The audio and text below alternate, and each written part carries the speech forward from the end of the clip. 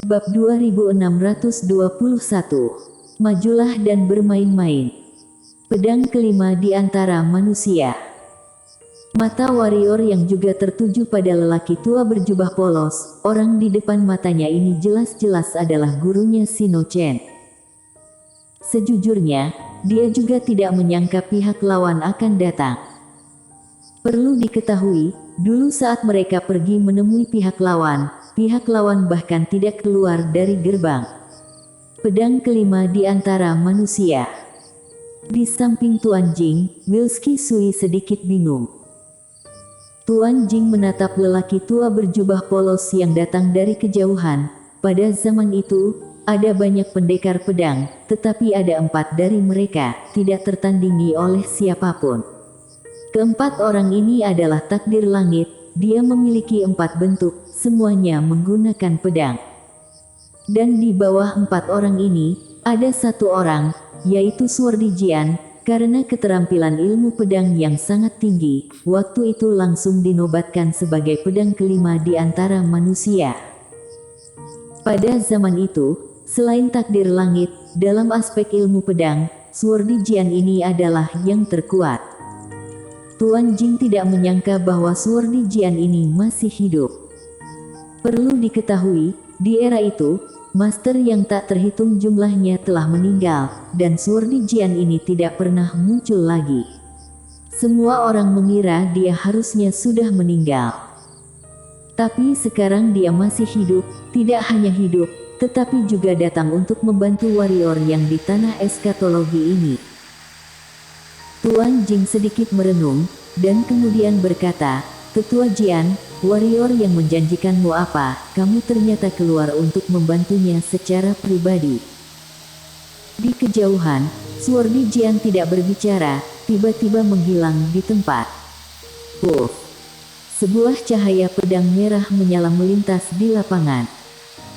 Melihat adegan ini, wajah Tuan Jing berubah. Tetapi dia bereaksi sangat cepat, kedua tangannya menyatu dan menghantam. Boom! Ruang hampa di depannya langsung dipelintir dan tertekan, membentuk penghalang ruang hampa yang tebal. Namun, dengan datangnya cahaya pedang itu, penghalang ruang hampa itu pecah dalam sekejap. Boom! Tuan Jing langsung terkejut dan terpental sejauh ribuan kaki. Di kejauhan, wajah Tuan Jing sangat jelek. Pada saat ini, tekanan yang tak terlihat tiba-tiba menyelimuti Suordi Jian. Domain air. Wilski Sui sudah menyerang. Boundless Water yang tak terhitung muncul di sekitar. Boundless Water ini ditambah dengan domain air seperti langit yang berat akan runtuh, dan tekanan dahsyat cukup membuat Master Alam Takdir mati lemas. Lelaki tua berjubah polos itu menatap Wilski Sui dengan dingin. Saat berikutnya, sebilah pedang merah menyala tiba-tiba terbang keluar dari pinggang lelaki tua itu. Pedang api menebas, sebuah gelombang api yang kuat bergejolak dari pedang itu. Puff! Dalam sekejap, domain air yang kuat mulai meledak inci demi inci. Wajah Wilski Sui berubah drastis, dengan segera menghilangkan domain air, dan kemudian mundur sejauh 1000 kaki, menjauhkan diri dari lelaki tua berjubah polos itu. Meskipun sesama master alam takdir, tapi juga terbagi antara kuat dan lemah. Di udara, warrior yang melirik Suordi Jian, lalu menatap Shiro. Shiro mengangguk. Saat berikutnya, mulutnya terbuka, dan kemudian mulai menyerap energi spiritual tanah eskatologi dengan ganas. Kisapan ini membuat wajah Tuan Jing dan yang lainnya berubah drastis. Pada saat yang sama, tekanan kuat yang tak terhitung jumlahnya tiba-tiba menyelimuti warrior yang. Setiap aura tekanan adalah puncak alam takdir. Warrior yang tidak menghitung berapa banyak aura kuat ini, tetapi dia tahu bahwa ada banyak sekali, dan mungkin ada lebih banyak lagi. Pada saat ini, lelaki tua berjubah polos muncul tidak jauh di depan warrior yang, dan dalam sekejap, jiwa pedang yang kuat terombang-ambing dari tubuh lelaki tua berjubah polos itu. Jiwa pedang itu seperti letusan puluhan ribu gunung berapi, menghancurkan semua aura itu dalam sekejap. Ekspresi warrior yang tampak sedikit bermartabat. Kekuatan guru leluhur ini agak menakutkan. Meski jiwa pedang lelaki tua berjubah polos itu menghancurkan aura itu, namun tak lama kemudian, tekanan yang menakutkan muncul lagi, dan kali ini jauh lebih kuat dari sebelumnya. Di kejauhan, Tuan Jing berkata dengan sungguh-sungguh, "Tetua Jian, masalah ini tidak ada hubungannya denganmu, kamu boleh pergi." Suordi Jian mendengus dingin, "Masalah ini, aku sengaja ingin ikut campur. Kemari, keterampilan apa yang kalian miliki, gunakanlah sesuka hati, aku akan menerimanya." Mendengar ini, wajah Tuan Jing menjadi suram. Meskipun Tetua Jian adalah senior, tetapi tempat ini berkaitan dengan hidup dan matiku, jika Tetua Jian.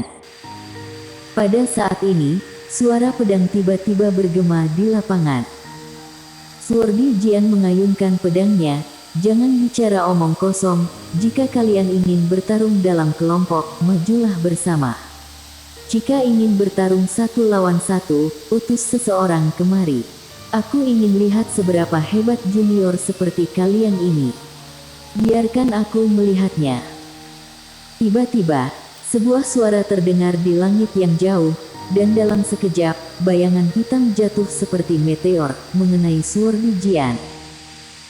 Dalam bayangan hitam itu, niat tinju yang menakutkan terus terpancar keluar. Niat tinju Henes. Pada saat ini, Suordi Jian mengangkat pedangnya dan menikam. Boom! Bayangan hitam terhalang oleh pedang ini, dan kekuatan kuat yang terpancar dari kedua orang ini membuat dunia bergetar hebat. Pada saat ini, Suordi Jian dengan ringan menginjak kaki kanannya. Boom! Bayangan hitam itu langsung terbang keluar oleh pedang ini, dan saat berikutnya, pedang di tangan Suordi Jian melesat keluar seperti anak panah dari tali busur. Puff! Di langit kejauhan, sebuah lengan terbang keluar dari udara bersama aliran darah segar. Suordi Jian menggerakkan tangan kanannya, bilah pedang merah menyala kembali ke tangannya. Suordi Jian melirik dingin ke arah bayangan ilusi di kejauhan. "Keterampilan tidak jelas. Gurumu pasti orang yang bernama Jumang, kan?" Jiwa tinju di sekujur tubuh, padat dan tidak memudar, meminjam niat langit bumi, tetapi melampaui ruang lingkup langit bumi, dan kamu tidak belajar dengan giat, benar-benar memalukannya. Kamu kenal dengan guruku."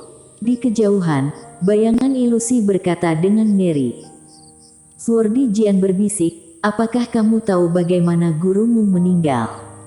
Bayangan ilusi berkata dengan sungguh-sungguh, "Bagaimana?"